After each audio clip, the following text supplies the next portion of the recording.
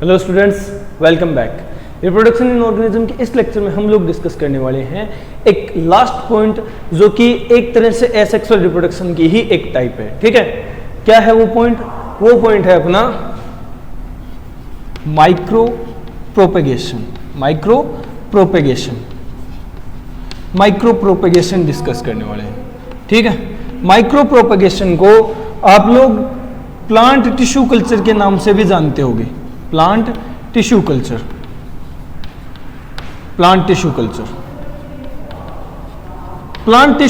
या micro propagation क्या होता है, ये समझने के लिए थोड़ा सा अपनी सोच को ब्रॉड करो। देखो, पहली बात इसके नाम से समझने की कोशिश करो।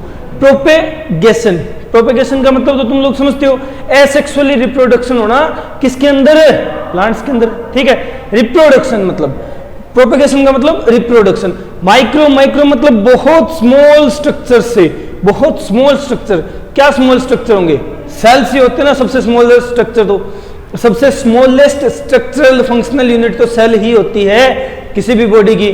तो मतलब सेल से एसेक्सुअली रिप्रोड्यूस करना।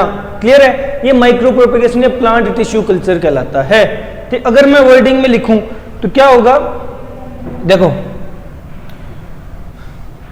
this method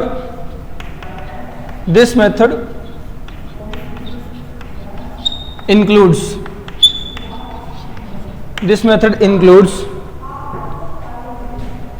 propagation. This method includes propagation of plants from its cells, tissue, organ, cell, tissue and organ. ठीक है, कि प्लांट का प्रोपेगेट करना उसके सेल्स, उसके टिश्यू और उसके ऑर्गन्स की हेल्प से, ये प्लांट टिश्यू कल्चर या माइक्रो प्रोपेगेशन कहलाता है। माइक्रो प्रोपेगेशन कहलाता है। अब ये ऑर्गन की जगह एंड ऑर्गन लिख लो, ज्यादा अच्छा लगेगा। ठीक है, सेंटेंस कंप्लीट होने की फीलिंग आएगी। टिश्यू एंड ऑर्गन, समझ गए? ये है माइक्रो प्रोपेगेशन। फिर इसको प्लांट टिश्यू कल्चर क्यों कहा? तो देखो, प्लांट टिश्यू कल्चर कहने के पीछे रीजन क्या है? Initially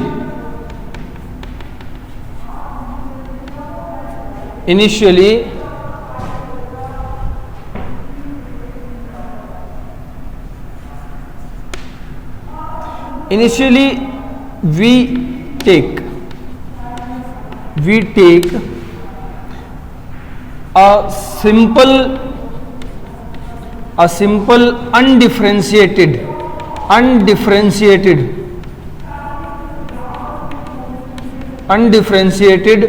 mass of cells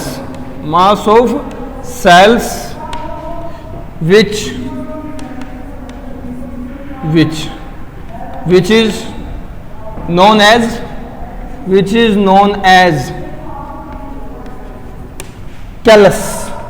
known as callus, जिसको कैलस कहा जाता है।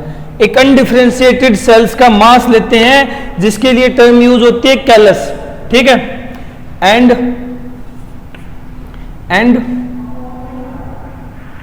After some time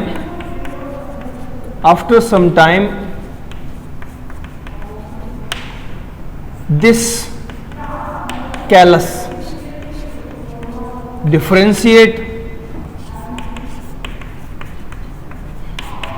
differentiate and develops plantlets।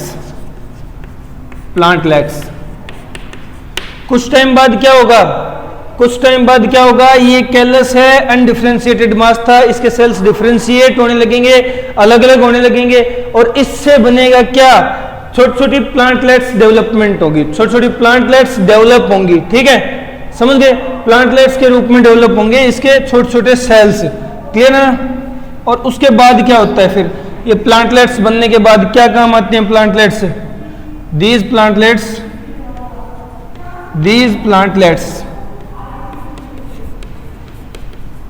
these plantlets are then transferred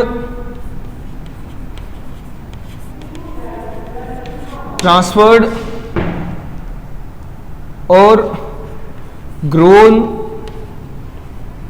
separately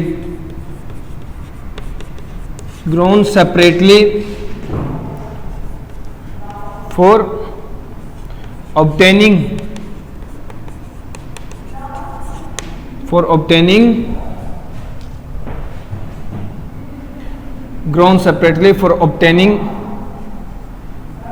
many a number of plants, काफी ज्यादा नंबर में प्लांट्स प्रोड्यूस करने के लिए, उगाने के लिए इन प्लांटलेट्स को अलग अलग करके उगा दिया जाता है, चाहे वो नर्सरीज में हो चाहे कहीं भी हो। ठीक है, तो प्लांट टिश्यू कल्चर में क्या होता है कि देखो ये मेथड यूज होता है कब, जब प्लांट प्रोपेगेट करे अपने सेल, टिश्यू और ऑर्गन्स की हेल्प से।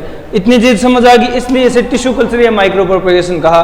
फिर स्टार्टिंग में क्या होता है, एक अनडिफरेंशिएटेड मास लिया जाता है, ठीक है, सेल्स का, जिसको कैलस कहा गया। और ये कैलस कुछ टाइम बाद जब इसको इंट्रोड्यूस करवाएंगे सॉल्यूशन के साथ पर्टिकुलर, तो ये कैलस क्या करता है, डिफरेंशिएट होता है और प्लांटलेट्स डेवलप करता है। ये प्लांटलेट्स क्या होती हैं, फिर इन प्लांटलेट्स को ट्रांसफर कर दिया जाता है, मतलब अलग अलग जगह लगा दिया जाता है, और ये प्लांटलेट्स डेवलप होती हैं नए प्लांट्स में। ठीक है, ये बात है प्लांट टिश्यू कल्चर की, ये बात है प्लांट टिश्यू कल्चर की। समझ रहे हो ना तुम लोग? जल्दी से वीडियो को पॉज करो और ये पॉइंट नोट डाउन कर लो, नोट डाउन करो।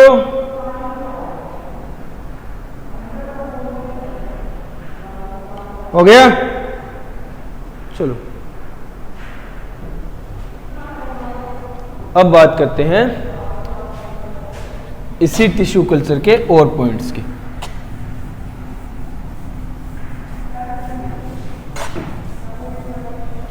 हम बात करें प्लांट टिश्यू कल्चर या माइक्रो प्रोपेगेशन की। ठीक है, पॉइंट्स समझ लिए हम लोगों ने कि माइक्रो प्रोपेगेशन होता क्या है या प्लांट टिश्यू कल्चर क्या होता है। ठीक है, अब देखते हैं नेक्स्ट पॉइंट। नेक्स्ट पॉइंट क्या है, देखो नेक्स्ट हम लोग बात करेंगे इसकी यूजफुलनेस की। ठीक है, तो plant tissue culture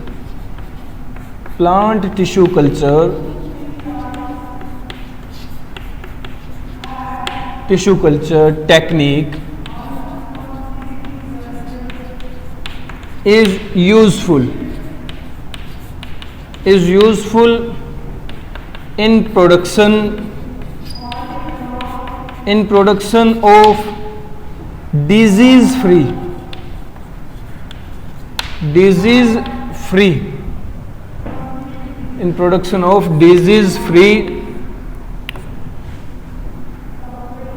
and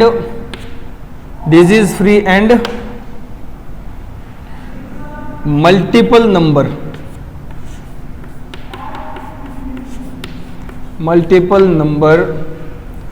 of plants। या फिर सेंटेंस हम लोग इस तरह से बना सकते हैं, useful in production of disease free plants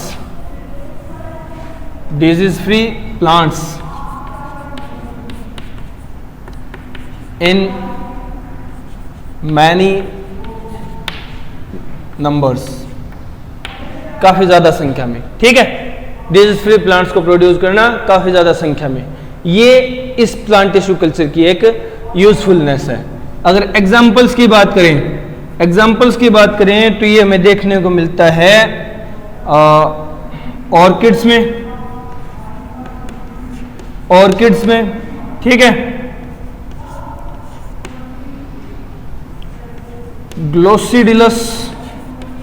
ग्लोसिडिलस में, क्राइसेंथेमम में, और इस तरह के कुछ प्लांट्स में एटसेट्रा। ठीक है, ऐसे प्लांट्स में हमें प्लांट टिश्यू कल्चर काफी ज्यादा देखने को मिलता है। प्लांट टिश्यू कल्चर क्या होता है, छोटे छोटे सेल्स से ग्रोथ करवाना, किसकी, नए प्लांटलेट्स, और उन नए प्लांटलेट्स को डेवलप करना प्लांट्स के फॉर्म में। जैसे हम लोग डायग्राम से भी डिस्कस कर लेते हैं। देखो सिंपल सी बात है, ये टेस्ट ट्यूब ली एक, ठीक है, ये टेस्ट ट्यूब ली, टेस्ट ट्यूब को बंद कर दिया कॉटन प्लग लगा करके, ये कॉटन प्लग लगा दिया। कॉटन प्लग ही क्यों यूज किया?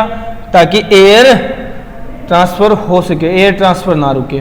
ठीक है, अब देखो हम लोगों ने क्या लिया था, इस ट्यूब को भर लिया सॉल्यूशन से। ठीक है, इस ट्यूब को भर लिया सॉल्यूशन से। ये सॉल्यूशन कैसा है? प्लांट ग्रोथ रेगुलेटर्स का सॉल्यूशन है। ठीक है, अलग अलग केमिकल्स हैं जो प्लांट डेवलपमेंट में हेल्पफुल होते हैं। क्या करेंगे हम लोग, इस सॉल्यूशन से भरी हुई ट्यूब के अंदर कुछ सेल्स को डाल देंगे। ठीक है, कुछ प्लांट सेल्स को डाल देंगे, एक initial mass of plant cell डाल देंगे, अनडिफरेंशिएटेड मास, जो डिफरेंशिएटेड नहीं है। ठीक है, अब इसी मास को हम लोगों ने क्या कहा है? यही तो है कैलस, यही तो है कैलस। ये क्या है? ये है कॉटन बड, ये है कॉटन बड, या प्लग बोल दो, प्लग।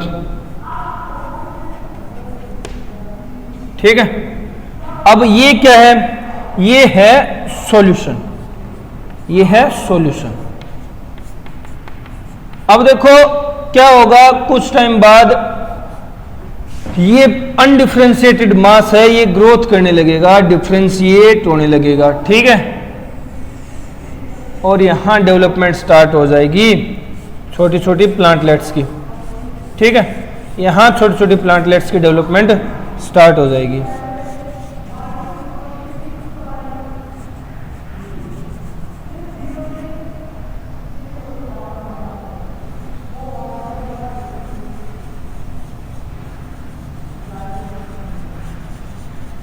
ये कॉटन प्लग है। क्या होगा? ये अनडिफरेंशिएटेड मास डिफरेंशिएट होने लगेगा और इससे डेवलप होने लगेगी नई प्लांटलेट्स।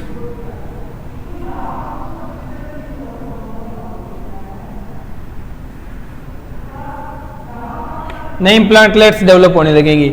इन्हें क्या कहेंगे? प्लांटलेट्स।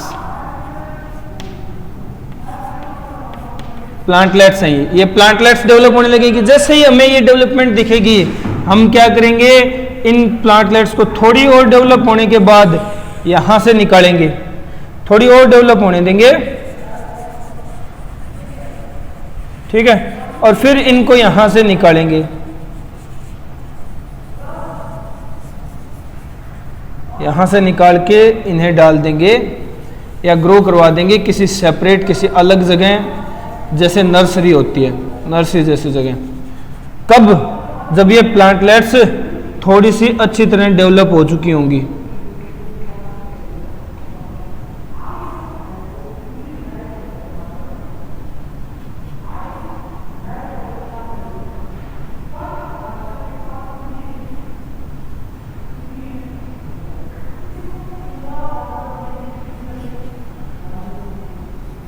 ये जब डेवलप हो चुकी होंगी तब इनको निकाल करके सेपरेटली ग्रो करवा दिया जाएगा, सेपरेटली ग्रो करवा दिया जाएगा।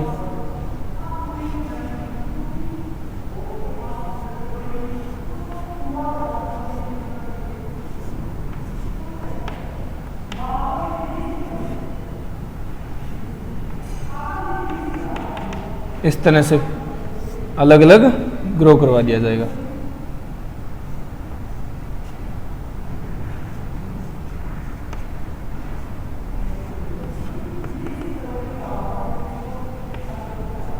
ये प्लांट टिश्यू कल्चर होता है, यानी कम टाइम में ज्यादा नंबर ऑफ प्लांट्स डेवलप करवाना, कम टाइम में ज्यादा नंबर ऑफ प्लांट्स डेवलप करवाना, ये प्लांट टिश्यू कल्चर होता है। ठीक है, समझ रहे हो ना? इस तरह से परफॉर्म किया जाता है। क्लियर है? तो ये भी एक आर्टिफिशियल मेथड है एसेक्सुअल रिप्रोडक्शन करवाने का। ठीक है, जिसमें कैलस से डेवलपमेंट होगी।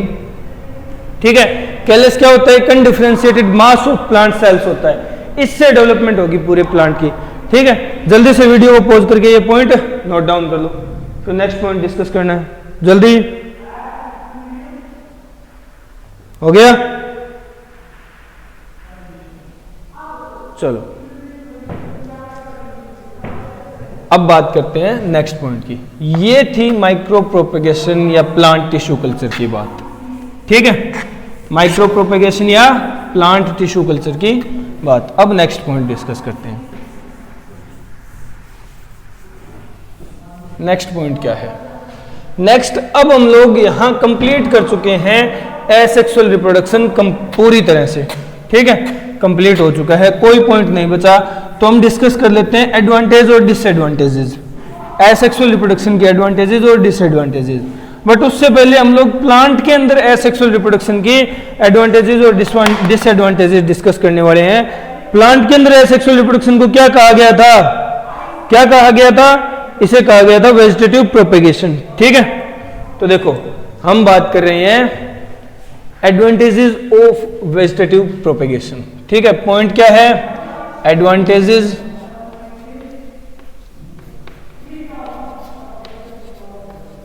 Of vegetative propagation.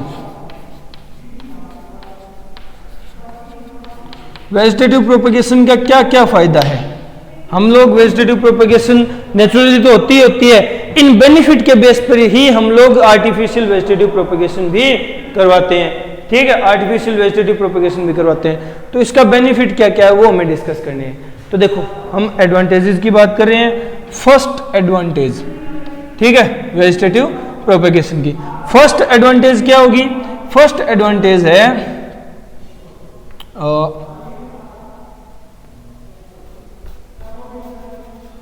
by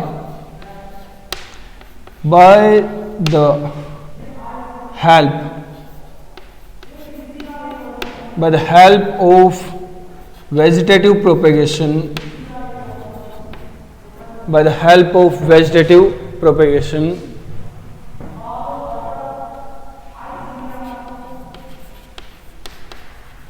vegetative propagation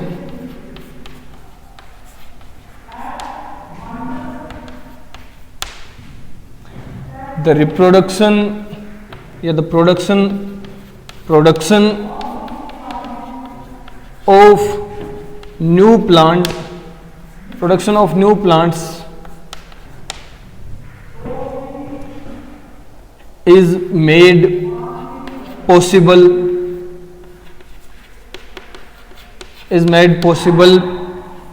even in seedless plants.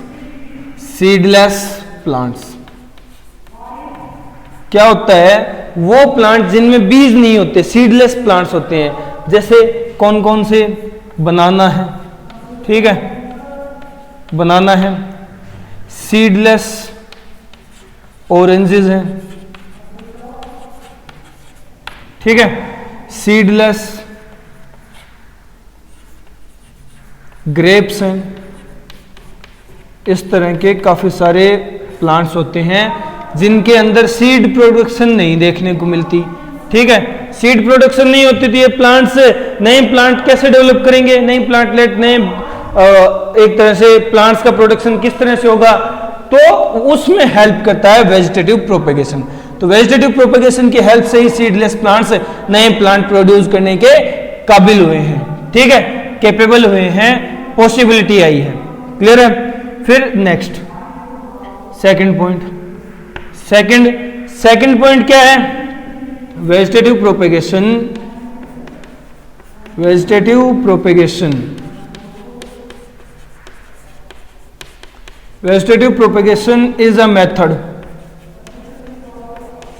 is a method of rapid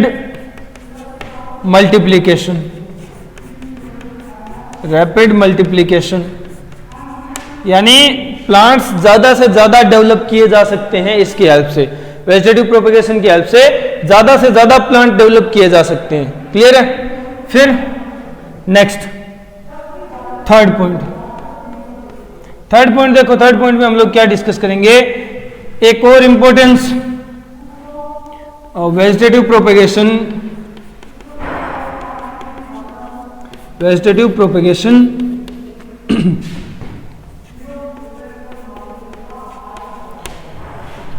is a type is a type of asexual reproduction. Asexual reproduction in plants and hence maintain uniformity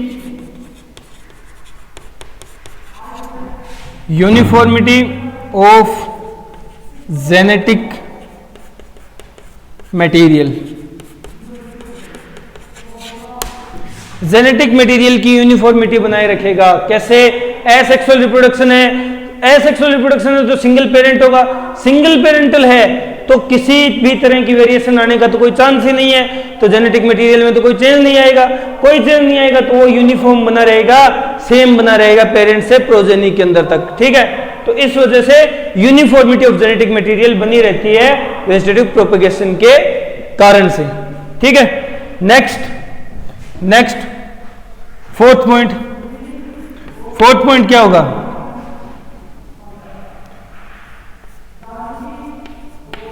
the method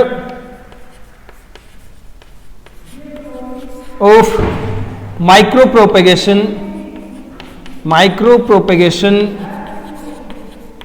ये भी तो एक तरह का vegetative propagation ही है। Micro propagation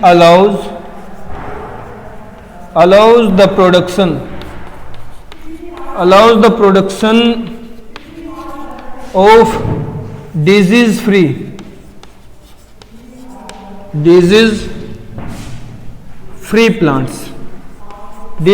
plants के production को allow करता है। ठीक है, डिजीज फ्री प्लांट्स प्रोड्यूस करवाने में हेल्पफुल है। समझ गए? ये कैरेक्टरिस्टिक है। तो देखो इसकी वजह से नए प्लांट्स डेवलप हो सकते हैं सीडलेस प्लांट में भी।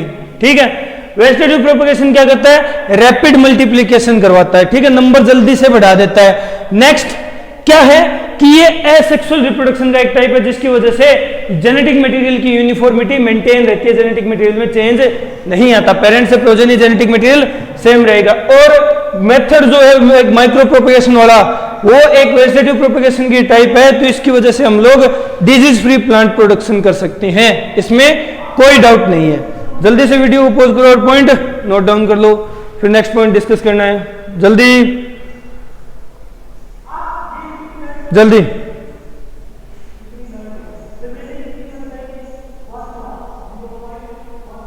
हो गया? चलो, ये कुछ कैरेक्टरिस्टिक थी। अब और कैरेक्टरिस्टिक डिस्कस करते हैं। किसकी? वेजिटेटिव प्रोपेगेशन के एडवांटेज की, कि वेजिटेटिव प्रोपेगेशन की और एडवांटेजेस क्या है। ठीक है, तो देखो ध्यान देना, मैं बात कर रहा हूं एडवांटेजेस ऑफ वेजिटेटिव प्रोपेगेशन की। तो नेक्स्ट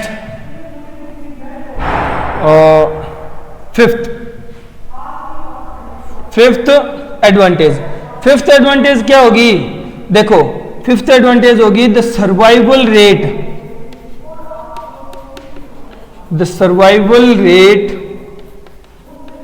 ऑफ डॉटर प्लांट्स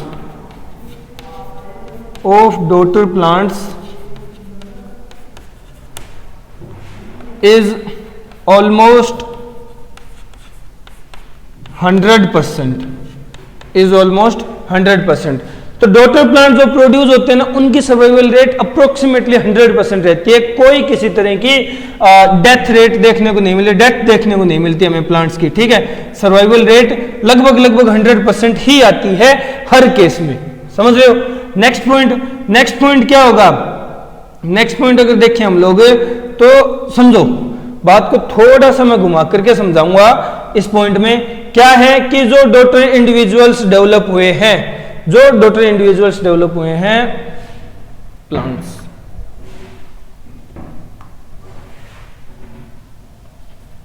जो डॉटर इंडिविजुअल डेवलप हुए ना प्लांट टिश्यू कल्चर या वेजिटेटिव प्रोपेगेशन की हेल्प से।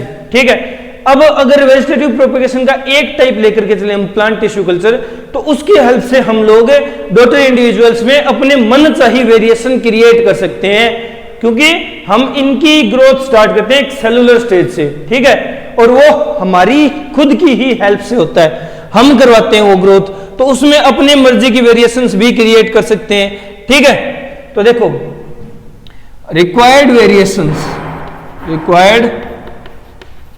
वेरिएशंस यानी changes can be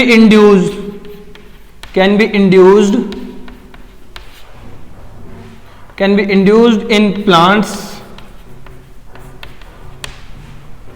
produced by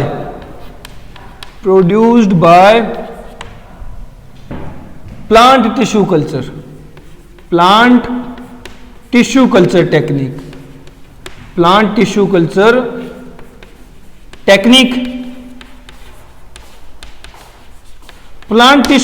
technique से प्रोड्यूस किए गए प्लांट्स में हम लोग अपने मन मर्जी की वेरिएशन से क्रिएट कर सकते हैं, समझ गए। ये भी एक बेनिफिट ही है, एक एडवांटेज ही है, किस चीज की, वेजिटेटिव प्रोपेगेशन की, यानी एसेक्सुअल रिप्रोडक्शन इन प्लांट्स की, ठीक है। जल्दी से ये पॉइंट नोट डाउन करो, फिर हम लोग देखेंगे, ये तो बात थी एडवांटेजेस की, अब हम बात करेंगे डिसएडवांटेजेस की। जल्दी से वीडियो पॉज करके नोट डाउन करो,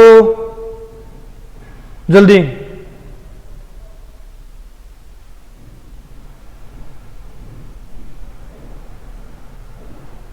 हो गया, चलो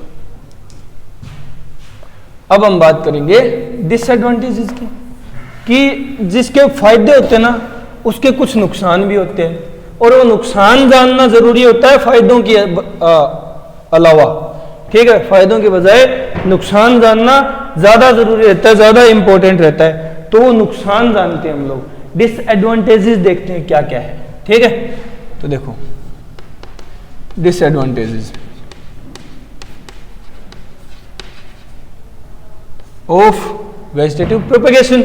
तो डिसएडवांटेज में अगर पहली डिसएडवांटेज की हम बात करें, क्या डिसएडवांटेजेस होगी, तो देखो फर्स्ट ऑफ ऑल कि the vegetative propagules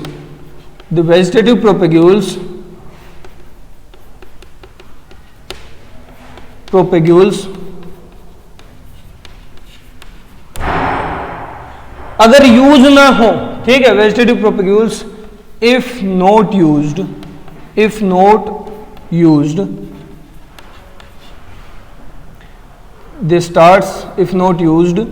they starts decaying।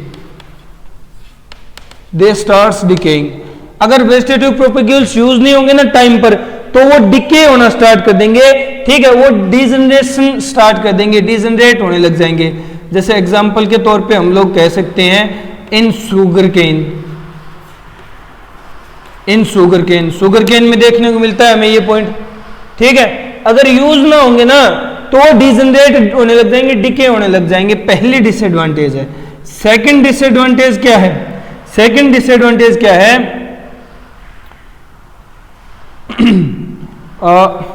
as it is a type of asexual reproduction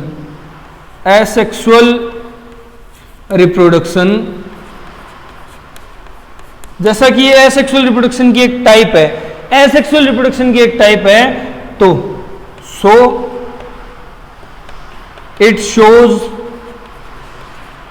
no variation, इसमें कोई वेरिएशंस देखने को नहीं मिलती, कोई वेरिएशंस डेवलप नहीं होती है। जो प्लांट्स प्रोड्यूस होते हैं ना उनमें किसी तरह के नए चेंजेस देखने को मिलते ही नहीं है, ठीक है, कोई वेरिएशन नहीं हो, क्योंकि एसेक्सुअल रिप्रोडक्शन की टाइप है ना, जेनेटिक कॉम्बिनेशन तो हुई नहीं, तो वेरिएशन कहां से आएगी, ठीक है, समझ रहे हो। Next third point, third disadvantage क्या होगी, एज वेजिटेटिव प्रोपेग्यूल्स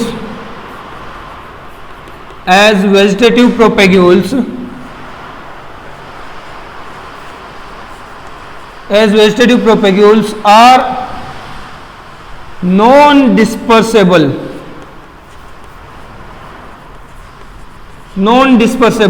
जिनको डिस्पर्स नहीं किया जा सकता, फैलाया नहीं जा सकता, नॉन डिस्पर्सेबल है। सो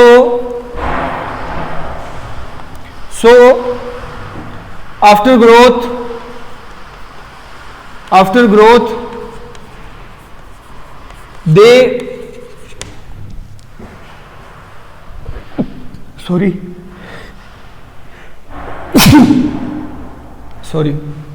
so after growth they develops या form clusters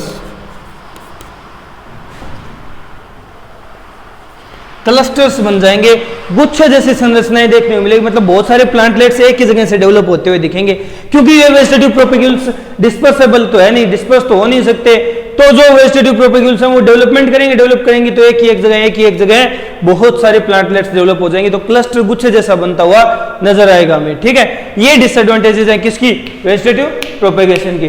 जल्दी से वीडियो को पॉज करो और पॉइंट नोट डाउन कर लो, जल्दी से वीडियो को पॉज करो और पॉइंट नोट डाउन कर लो। ये डिसएडवांटेजेस हैं किसकी, वेजिटेटिव प्रोपेगेशन की, जल्दी नोट डाउन करो। इस लेक्चर में हम लोग डिस्कस करने वाले हैं तुम्हारा सबसे फेवरेट टॉपिक, इस चैप्टर का सबसे फेवरेट टॉपिक तुम लोग जानते हो, नाम लेने की जरूरत है नहीं, फिर भी पढ़ना है तो मैं हेडिंग डाल देता हूं। अपना टॉपिक क्या है जो हम डिस्कस करने वाले हैं, sexual reproduction, sexual reproduction discuss करने वाले हैं। क्लियर है, समझ गए। अब देखो सेक्सुअल रिप्रोडक्शन होता क्या है, जितना तुम लोग जानते हो मुझे पता है, तुम लोग जानते हो, जितना जानते हो वो सिर्फ 10% है, तो एक्चुअल सेक्सुअल रिप्रोडक्शन क्या होता है वो जान लो, बेटर रहेगा, ठीक है, क्योंकि नंबर ये जानने से मिलेगा, जो तुम जानते हो वो नंबर नहीं दिलाता कभी, ठीक है, हाँ वो फ्यूचर में काम आता है वो बात अलग है। क्लियर है, तो देखो सेक्सुअल रिप्रोडक्शन क्या होता है, अगर मैं डेफिनेशन बनाऊं तो द डेवलपमेंट या the process of development, the process of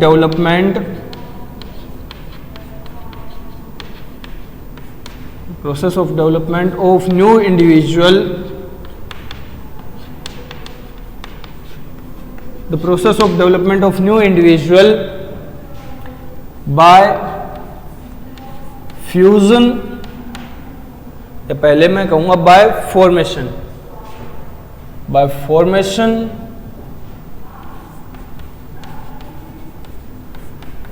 and fusion of two haploid cells, या फिर हैप्लॉइड सेल्स की जगह हैप्लॉइड सेल्स लिख के ब्रैकेट में लिख दो, हैप्लॉइड सेल्स जिन्हें गैमेट्स कहा जाता है, कॉल्ड गैमेट्स, ठीक है। सेक्सुअल रिप्रोडक्शन क्या है, वो प्रोसेस है जिसमें नया इंडिविजुअल बनाया जाएगा, पैदा किया जाएगा, फॉर्मेशन होगी, किसके थ्रू, फॉर्मेशन और fusion of two haploid cells जिन्हें गैमेट्स कहा जाता है, इस प्रोसेस को सेक्सुअल रिप्रोडक्शन कहा जाता है। क्लियर है, इस प्रोसेस को सेक्सुअल रिप्रोडक्शन कहा जाता है, समझ रहे हो ना। देखो क्या होगा, नॉर्मली जैसे ये एक मेल है और ये फीमेल ऑर्गेनिज्म है, ठीक है, ये भी 2n है और ये भी 2n है, समझाने के लिए बना रहा हूं ये चीज, ठीक है। दोनों ने दो हैप्लॉइड सेल्स प्रोड्यूस किए, इसने भी n प्रोड्यूस किया और इसने भी n प्रोड्यूस किया, तो पहला स्टेप फॉर्मेशन कंप्लीट हुआ ना, बाद में इन दोनों का होता है फ्यूजन, ठीक है, और वापस से जो नॉर्मल होती है जेनेटिक मटेरियल का जो रेशियो नॉर्मल रहता है वही हो जाता है 2n, ये नया इंडिविजुअल पैदा हो गया, ठीक है, ये नया इंडिविजुअल पैदा हो गया, ये प्रोसेस कहलाती है सेक्सुअल रिप्रोडक्शन, ठीक है, ये प्रोसेस सेक्सुअल रिप्रोडक्शन कहलाती है। अब देखो सेक्सुअल रिप्रोडक्शन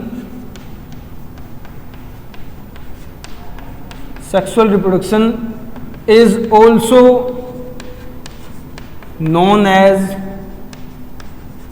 सेक्सुअल रिप्रोडक्शन को और भी कई नामों से जाना जाता है, वो कौन कौन से नाम हैं, तो देखो also known as, first amphimixis, amphi का मतलब टू यानी बोथ और मिक्सिस का मतलब फ्यूजन, क्लियर है। सेकंड और किस नाम से जाना जाता है, और सेक्सुअल रिप्रोडक्शन को कहा जाता है सिनगेमी या सिनजेनेसिस, सिनजेनेसिस, दोनों का सेम ओरिजिन, दोनों दो ओरिजिन होना, सिन मतलब एक साथ, ओरिजिन, क्लियर है। और थर्ड सेक्सुअल रिप्रोडक्शन को जाना जाता है एम्फीगोनी के नाम से, एम्फीगोनी, ठीक है। एम्फी मतलब बोथ, दोनों का ओरिजिन, गोनी, क्लियर है। मैरिज भी बोल सकते हो तुम लोग, जेनेसिस मैरिज एक तरह से ओरिजिन हो गया, गोनी मैरिज हो गया, ये टर्म्स हैं। एम्फीमिक्सिस, सिनजेनेसिस, एम्फीगोनी। तो कहीं सेक्सुअल रिप्रोडक्शन ना लिखा देख करके ये टर्म्स दे दे तो भी कंफ्यूज नहीं होना, क्योंकि इनका मतलब सेक्सुअल रिप्रोडक्शन ही होता है, ठीक है। इनका मतलब सेक्सुअल रिप्रोडक्शन ही होता है, ठीक है। जल्दी से निपटा लो, फिर आगे के पॉइंट डिस्कस करते हैं कि सेक्सुअल रिप्रोडक्शन की आगे डिटेल्स क्या है, क्लियर है। हो गया क्या? हो गया? चलो अब नेक्स्ट पॉइंट डिस्कस करते हैं। ये तो बात हुई सेक्सुअल रिप्रोडक्शन की डेफिनेशन और सेक्सुअल रिप्रोडक्शन के अदर नेम्स के बारे में, ठीक है, कि सेक्सुअल रिप्रोडक्शन को और किन नामों से जाना जाता है। 1 मिनट रुको।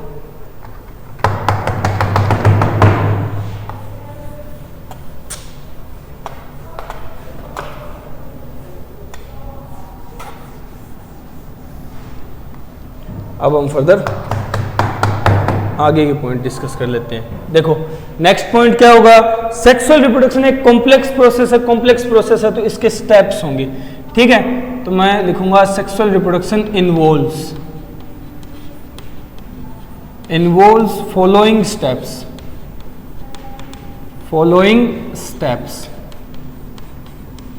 ये सारे स्टेप फॉलो होंगे तब जाकर के सेक्सुअल रिप्रोडक्शन कंप्लीट मानी जाएगी, ठीक है। कौन कौन से स्टेप हैं? फर्स्ट स्टेप है यहां जिसे कहा जाता है गैमेटोजेनेसिस। गैमेटोजेनेसिस क्या है? गैमेटोजेनेसिस होता है फॉर्मेशन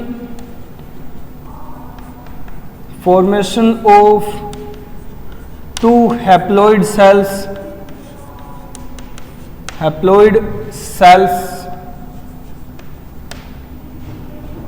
called gametes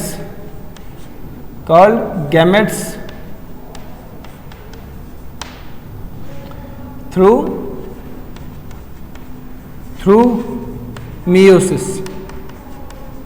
मियोसिस के द्वारा हैप्लॉइड सेल्स को बनाना। मियोसिस क्या होता है? मियोसिस को कहते हैं वो डिवीजन जहां क्रोमोसोम नंबर हाफ हो जाए, 2n का n हो जाए, ठीक है, ये मियोसिस होती है, अर्धसूत्री विभाजन, क्लियर है। इसके द्वारा हैप्लॉइड सेल्स की फॉर्मेशन जिन्हें गैमेट्स कहा जाता है, ये प्रोसेस गैमेटोजेनेसिस होती है, जो कि फर्स्ट स्टेप है किसका? सेक्सुअल रिप्रोडक्शन का, ठीक है। अब बात करते हैं सेकंड स्टेप की। सेकंड स्टेप क्या है?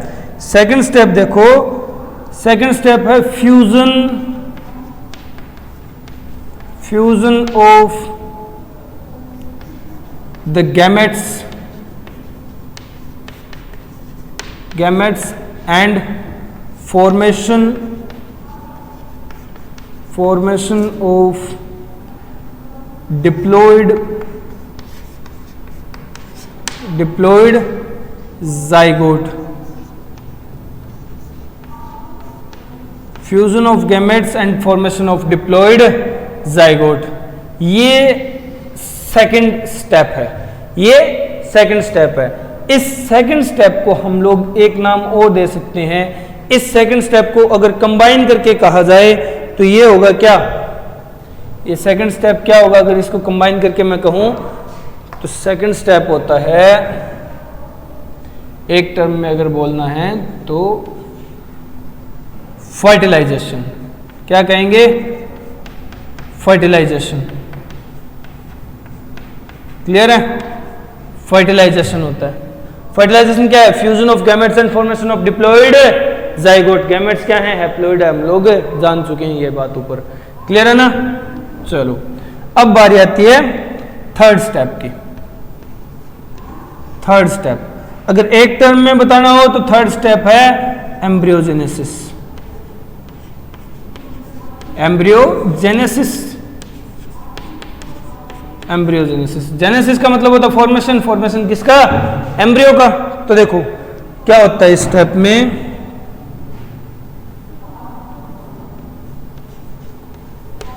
The zygote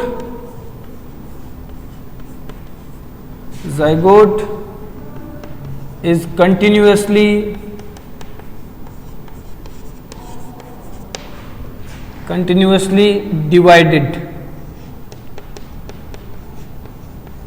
divided by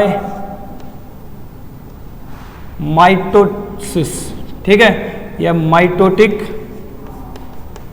division and formation of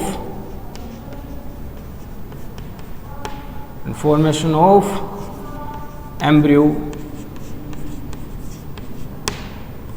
is done। Zygote को कंटिन्यूअसली डिवाइड किया जाता है माइटोटिक डिवीजन से, ठीक है। माइटोटिक डिवीजन होता है जहां क्रोमोसोम नंबर सेम रहते हैं, समसूत्री विभाजन कहते हैं, और इससे जो नया स्ट्रक्चर बनेगा, जो डिवीजन करके जो सेल्स का गुच्छा बनेगा, जो नया स्ट्रक्चर बनेगा, उसे कहा जाएगा एम्ब्रियो, ठीक है, उसे कहा जाएगा एम्ब्रियो। ये थर्ड स्टेप होता है जिसे हम लोग कहते हैं एम्ब्रियोजेनेसिस, एम्ब्रियो की फॉर्मेशन। ये 3 स्टेप हैं, ठीक है। पहले इनको नोट डाउन करो, फिर हम आगे के स्टेप देखेंगे कि सेक्सुअल रिप्रोडक्शन का और नेक्स्ट स्टेप कौन कौन से हैं। क्लियर है? चलो, हो गया क्या? निपटाते हैं, नेक्स्ट स्टेप देखते हैं, ठीक है। तो gametogenesis first step, haploid gametes बनाना, ठीक है, मियोसिस के द्वारा। फर्टिलाइजेशन, उन हैप्लॉइड गैमेट्स को फ्यूज करवा के डिप्लॉइड जाइगोट बनाना। अब डिप्लॉइड जाइगोट के मिटोटिक डिवीजन से क्या होना? एम्ब्रियो का फॉर्मेशन होना। Zygote is continuously divide by mitotic division to, अगर इसको मोर करेक्ट कहें ना तो हम लोग सेंटेंस को चेंज कर सकते हैं, मोर करेक्ट करना हो सेंटेंस को तो क्या कह सकते हैं? देखो, to form division, to form embryo, to form embryo. Embryo बनाने के लिए ये डिवीजन होता है, ठीक है। इस प्रोसेस को एम्ब्रियोजेनेसिस कहते हैं। वीडियो पॉज करो, पॉइंट नोट डाउन कर लो। क्लियर है? चलो अब आगे बात कर लेते हैं। ये हो गए 3 स्टेप सेक्सुअल रिप्रोडक्शन के। अब और कौन कौन से स्टेप होंगे सेक्सुअल रिप्रोडक्शन में, देखो तो हम आगे डिस्कस करते हैं और स्टेप कौन कौन से आएंगे। एम्ब्रियो बन चुका है, ठीक है। हम लोगों ने क्या कहा था? नया इंडिविजुअल प्रोड्यूस करना गैमेट्स की फॉर्मेशन और फ्यूजन की हेल्प से, ठीक है। तो फॉर्मेशन भी देख ली, फ्यूजन भी देख ली, एम्ब्रियो भी बना लिया। अब एम्ब्रियो नए ऑर्गेनिज्म के रूप में डेवलप होगा, ठीक है, नए ऑर्गेनिज्म के रूप में डेवलप होगा। तो देखो अब बात कर लेते हैं फोर्थ स्टेप की।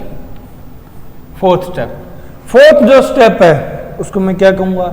एक वर्ड में बताना हो तो ये स्टेप है डेवलपमेंट। एक वर्ड में बताना हो तो स्टेप है डेवलपमेंट, ठीक है। इसे कहते हैं डेवलपमेंट। डेवलपमेंट में क्या होता है? The growth of embryo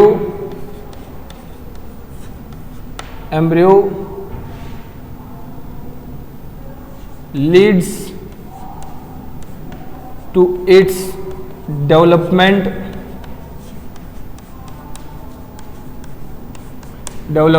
into new individual।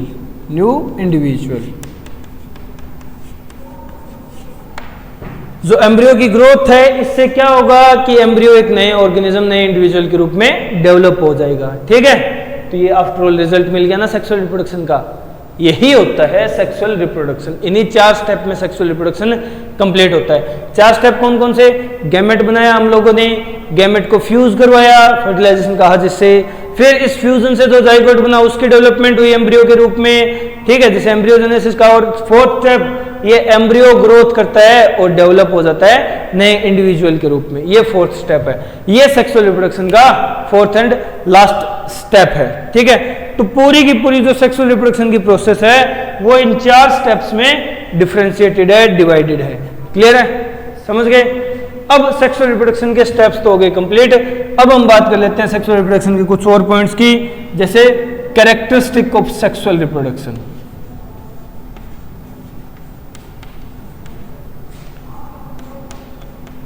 Characteristics of sexual reproduction, sexual reproduction, sexual reproduction की कैरेक्टरिस्टिक्स क्या होंगी, ठीक है, वो देखनी है। तो देखो, अगर कैरेक्टरिस्टिक लिखें तो हम पॉइंट टू पॉइंट चलेंगे, जो अपनी आदत है। ठीक है, point two point characteristic discuss करें तो ये क्या होती है, सेक्सुअल रिप्रोडक्शन जो प्रोसेस है, इट इज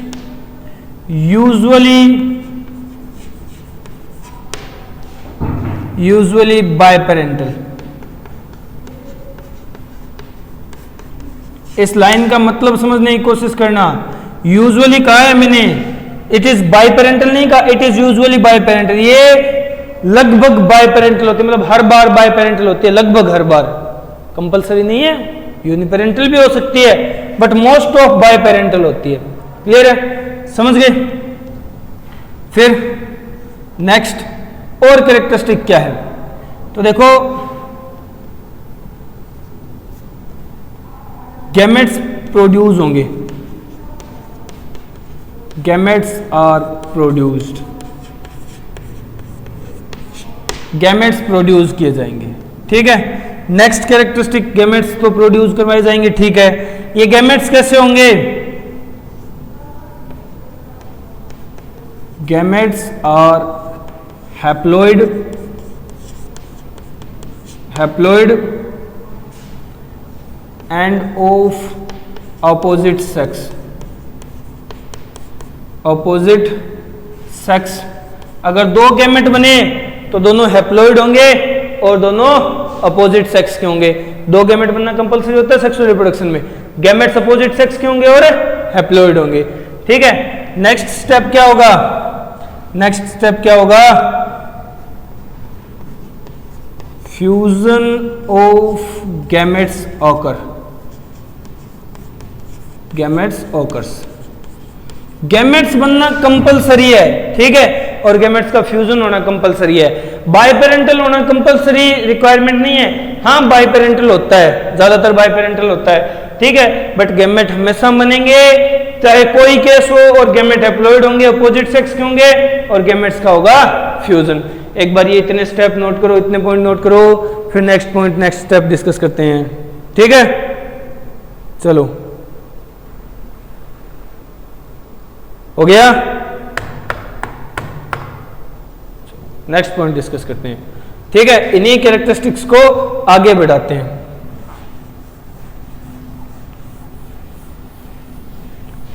चारों स्टेप कंप्लीट हुए, अब हम बात कर रहे हैं सेक्सुअल रिप्रोडक्शन के कैरेक्टरिस्टिक्स की।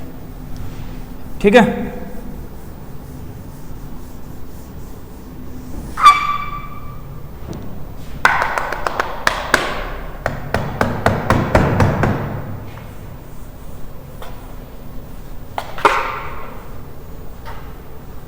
चलो और कैरेक्टरिस्टिक डिस्कस करते हैं। ठीक है, हम बात कर रहे थे कैरेक्टरिस्टिक्स की।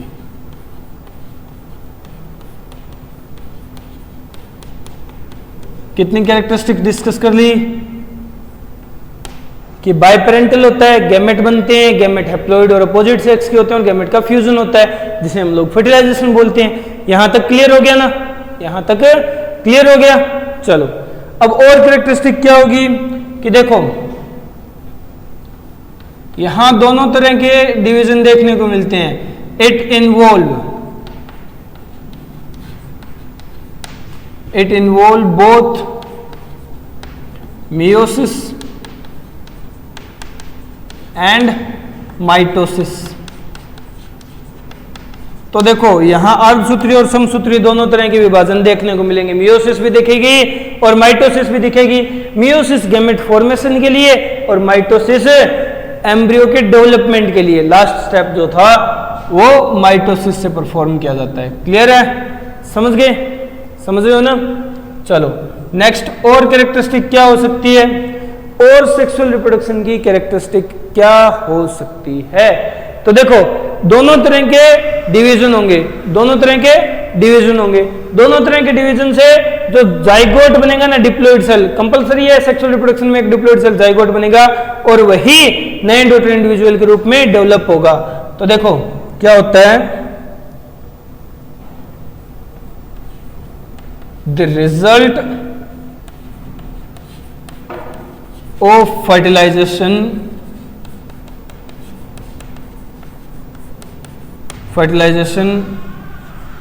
known as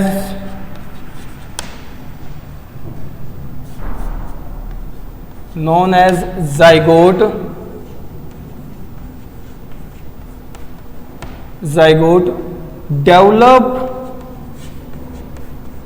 develops into a new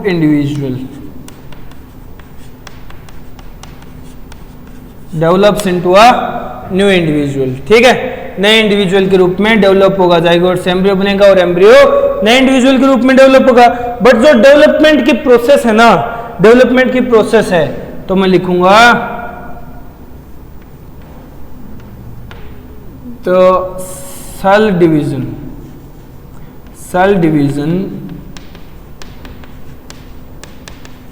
is comparatively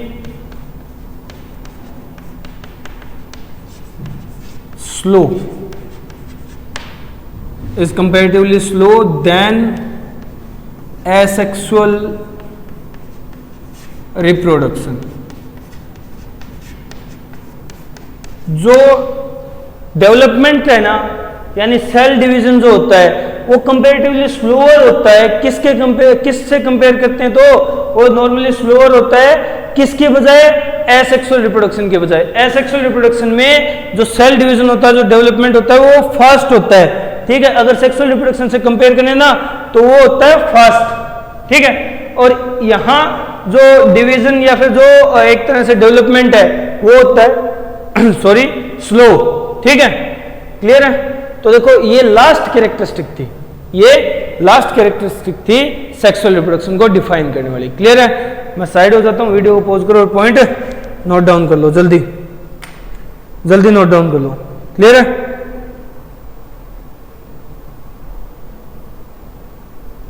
चलो अब नेक्स्ट पॉइंट डिस्कस कर लेते हैं कुछ, ठीक है, इससे जुड़े हुए और पॉइंट्स क्या हो सकते हैं। अभी तो बात की शुरुआत ही की है ना, तो सेक्सुअल रिप्रोडक्शन बहुत बड़ा है।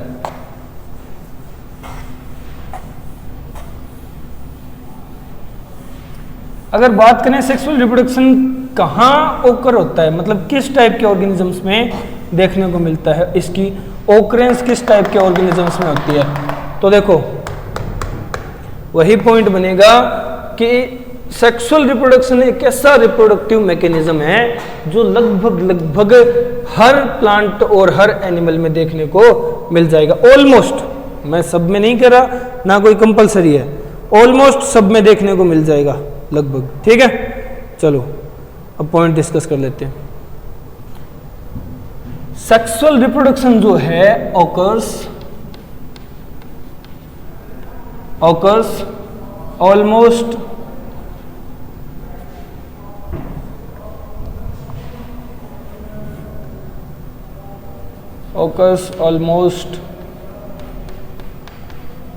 in all types of plants and animals। इसको तुम लोग एक कैरेक्टरिस्टिक भी बता सकते हो, एक अलग पॉइंट भी बता सकते हो ऑकरेंस का, ठीक है। ये हर तरह के प्लांट्स और एनिमल्स में देखने को मिल जाता है। क्लियर है? समझ गए? अब अगर बात करें सेक्सुअल रिप्रोडक्शन के टाइप्स की, तो देखो types of sexual reproduction, types of sexual reproduction. Sexual reproduction कितने टाइप का होता है? तो देखो नॉर्मली सेक्सुअल रिप्रोडक्शन है 2 टाइप का होता है, ठीक है, 2 टाइप्स। 2 टाइप्स कौन सी, यही निपटा लेते हैं छोटा सा, बाकी डिटेल में तो स्टडी करनी है। एक है जिसे हम लोग कहते हैं सिनगेमी, सिनगेमी, और एक टाइप है जो कहलाती है कॉन्जुगेशन। एक टाइप है जो कहलाती है कॉन्जुगेशन। तो सिनगेमी और कॉन्जुगेशन 2 अलग अलग टाइप के सेक्सुअल रिप्रोडक्शंस हैं। सेक्सुअल रिप्रोडक्शन के 2 अलग अलग टाइप है, मैकेनिज्म है। क्लियर है, समझ गए? चलो अब बात कर लेते हैं पहला पॉइंट, पहले पॉइंट से बात कर लेते हैं। वो क्या है? सिनगेमी। गैमी होता है मैरिज और सिन मतलब दोनों, 2 का, ठीक है, 2 की मैरिज, 2 की मिक्सिंग। तो सिनगेमी क्या है? सिनगेमी क्या है? सिनगेमी होता है फ्यूजन, फ्यूजन, वो भी complete fusion, complete fusion of 2 haploid gametes of opposite sex, of opposite sex. Opposite sex के 2 हैप्लॉइड गैमेट्स का फ्यूजन होना, ये सिनगेमी कहलाता है, ये सिनगेमी कहलाता है। समझ गए सिनगेमी क्या है? तो सिनगेमी है fusion of gametes of 2 opposite sex, ठीक है, कंप्लीट फ्यूजन है, ध्यान रखना, ये आगे जाके डिफरेंस क्रिएट करेगा सिनगेमी और कॉन्जुगेशन के बीच में, ठीक है। अब अगर सिनगेमी की टाइप्स देखें तो there are 2 types, there are 2 types of syngamy, syngamy. अब ये किस बेसिस पे हैं 2 टाइप्स? तो देखो 2 टाइप हम लोग बता रहे हैं और फिर बेसिस भी बताएंगे। On the basis, on the basis of source of gametes. Gametes का सोर्स क्या है? ये गैमेट्स नहीं दिख रहा ना, तो देखो गैमेट्स का सोर्स क्या है। On the basis of source of gametes, gametes के सोर्स के बेस पे सिनगेमी के टाइप्स होगी। 2 टाइप्स, पहली है, पहली बार हम लोग टाइप कर रहे हैं, आगे और भी टाइप होंगे बट बेसिस अलग अलग होंगे। यहां टाइप किए हैं गैमेट्स के सोर्स के बेस पे, ठीक है। कौन कौन सी टाइप के होते हैं? तो 2 टाइप की सिनगेमी देखने को मिलती है, ठीक है। कौन कौन सी? एक को तो कहते हैं एंडोगेमी, ठीक है, और एक को कहते हैं एक्सोगेमी, एंडोगेमी एंड एक्सोगेमी, ठीक है। अब एंडोगेमी और एक्सोगेमी, इन दोनों में डिफरेंस किस चीज का आएगा? डिफरेंस किस चीज का आएगा वही तो देखना है। सिनगेमी में यही डिफरेंस तो क्रिएट होता है मेनली, ठीक है। तो जल्दी से निपटाओ, फिर हम लोग ये डिफरेंस देखते हैं। जल्दी पॉइंट खत्म करो, जल्दी, चौक गिर गए यार। चलो हो गया क्या?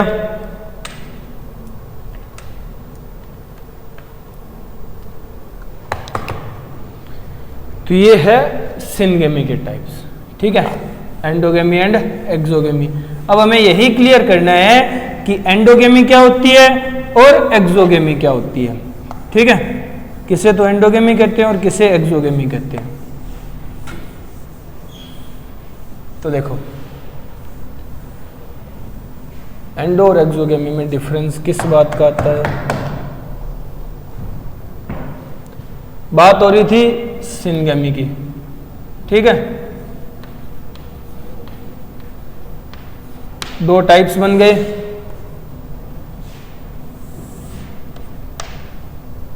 कौन कौन से? एंडोगेमी और एक्सोगेमी। समझने की कोशिश करना किस बेसिस पे टाइप किए हैं। ठीक है, मैंने कहा है गैमेट के सोर्स के बेस पे, तो गैमेट के सोर्स के बेस पे टाइप किए हैं तो समझना। फिर मैंने नाम एंडो और एक्सो क्यों दिया है। एंडोगेमी क्या होती है? जहां गैमेट्स जो हैं, ठीक है, to gametes of opposite sex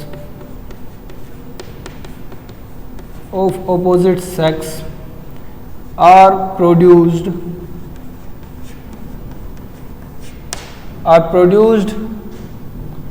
inside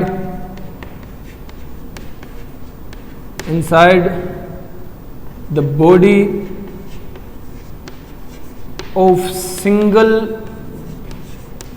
individual। दोनों गैमेट एक ही ऑर्गेनिज्म की बॉडी के अंदर बन रहे हो, ठीक है, दोनों गैमेट एक ही ऑर्गेनिज्म की बॉडी के अंदर बन रहे हो तो वो होती है एंडोगेमी। ठीक है, समझ गए? Two gametes of opposite sex are produced inside the body of single individual and are fused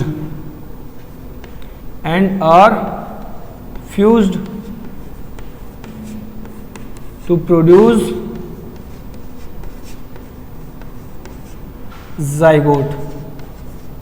zygote produce करने के लिए, ठीक है, वो फ्यूज हो जाए। ये एंडोगेमी होती है, ये एंडोगेमी होती है। इसको आसान भाषा में, आसान शब्दों में कहूं तो मैं कहूंगा इट इज यूनिपेरेंटल।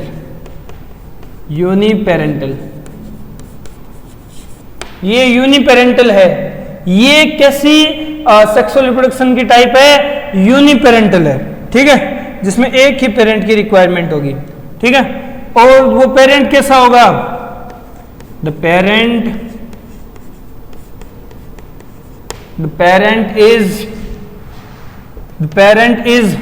कैसा होगा? ऐसा पेरेंट होगा। देखो, इसके लिए काफी सारी टर्म्स यूज करते हैं, पहले इसको समझने की कोशिश करो किस तरह से पेरेंट को डिफाइन किया जाता है। इसमें एंडोगेमी में जो पेरेंट बताया गया ना, वो ऐसा पेरेंट होगा जिसमें दोनों तरह की गैमेट प्रोड्यूस होंगे, यानी दोनों सेक्स एक ही पेरेंट के अंदर प्रेजेंट है, दोनों तरह के सेक्स एक ही पेरेंट के अंदर प्रेजेंट है। अब इसको हम लोग क्या कहेंगे? ऐसे पेरेंट को अगर डिफाइन करना है ना तो हम लोग टर्म्स यूज करते हैं। देखो, जैसे हम लोगों ने डिफरेंशिएशन के लिए अलग अलग टर्म्स बनाई हुई है।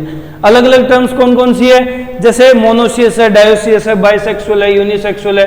तो ऐसे पेरेंट को हम लोग क्या कहेंगे?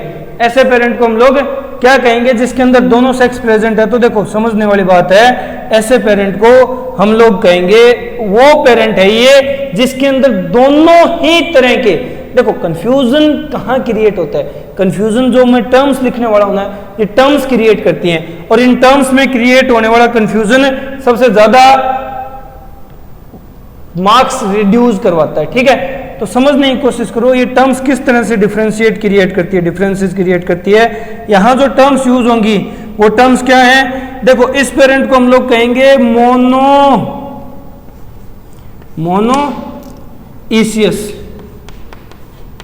मोनोइशियस, ठीक है। मैं इन पे इतना फोर्स क्यों कर रहा हूं, इतना प्रेशर क्यों डाल रहा हूं? क्योंकि ये टर्म्स ही इतनी इंपॉर्टेंट है, ठीक है। मोनोइशियस या फिर इन्हें कहा जाता है बाइसेक्सुअल, ठीक है, यानी जिसके अंदर दोनों सेक्स प्रेजेंट हो, यानी वो पेरेंट जो मोनोइशियस हो, एक ही बॉडी के अंदर दोनों सेक्स रखता हो, ठीक है, बाइसेक्सुअल। और एक स्पेशल टर्म इनके लिए यूज हो जाती है कई बार,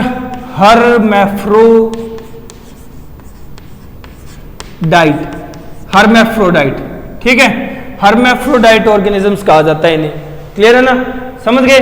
मोनोइशियस, बाइसेक्सुअल, हर्मेफ्रोडाइट। अभी हर्मेफ्रोडाइट यहां बॉर्डर से बाहर चला गया, एक्सोगेमी नहीं आएगी, तो मैं यहां नीचे नोट कर देता हूं, ठीक है।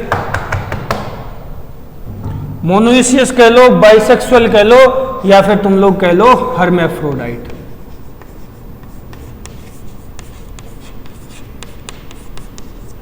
ये पेरेंट को कहा जाता है। ये इंपॉर्टेंट है, मोस्ट इंपॉर्टेंट पॉइंट है, यहां कंफ्यूज होते हैं बच्चे। ठीक है, अब एग्जाम्पल की बात करें तो एग्जाम्पल याद रखने वाला है। एग्जाम्पल तुम लोग याद रख लो, टीनिया, टीनिया सोलियम। ठीक है,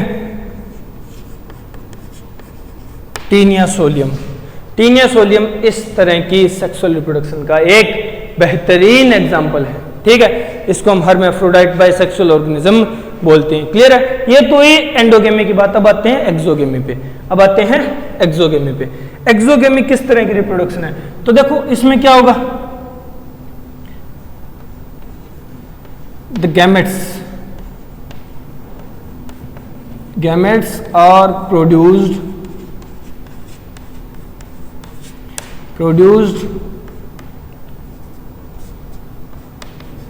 in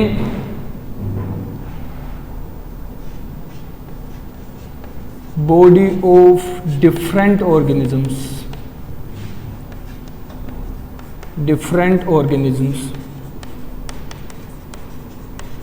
या फिर मैं कहूं two individuals produce two gametes, two haploid cells, two gametes. ठीक है, different organisms, the gametes are produced in the body of different organisms and are fused together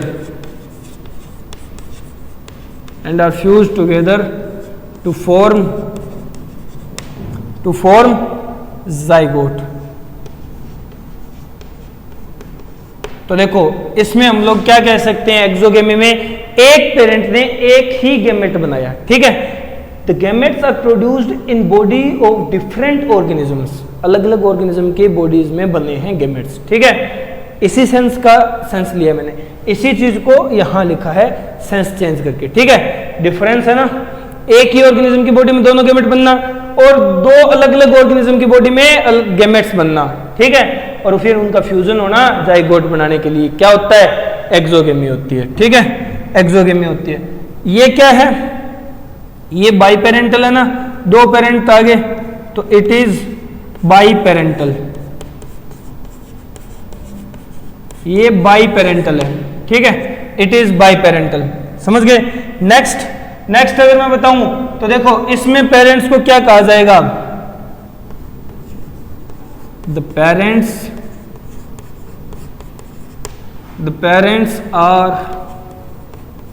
parents को कहा जाएगा यूनिसेक्सुअल कह दो या फिर इन्हें कह दो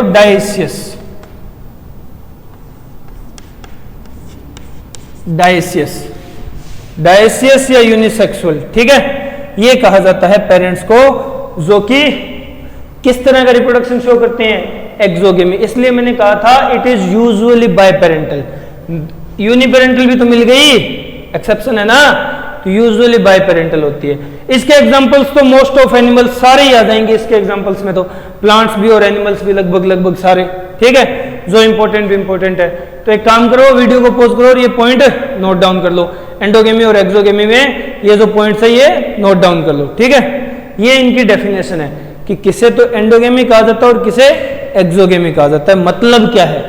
ठीक है, क्लियर हो गया ना। चलो आज इस लेक्चर में इतना ही, बाकी हम लोग डिस्कस करेंगे नेक्स्ट लेक्चर में। Okay, good bye.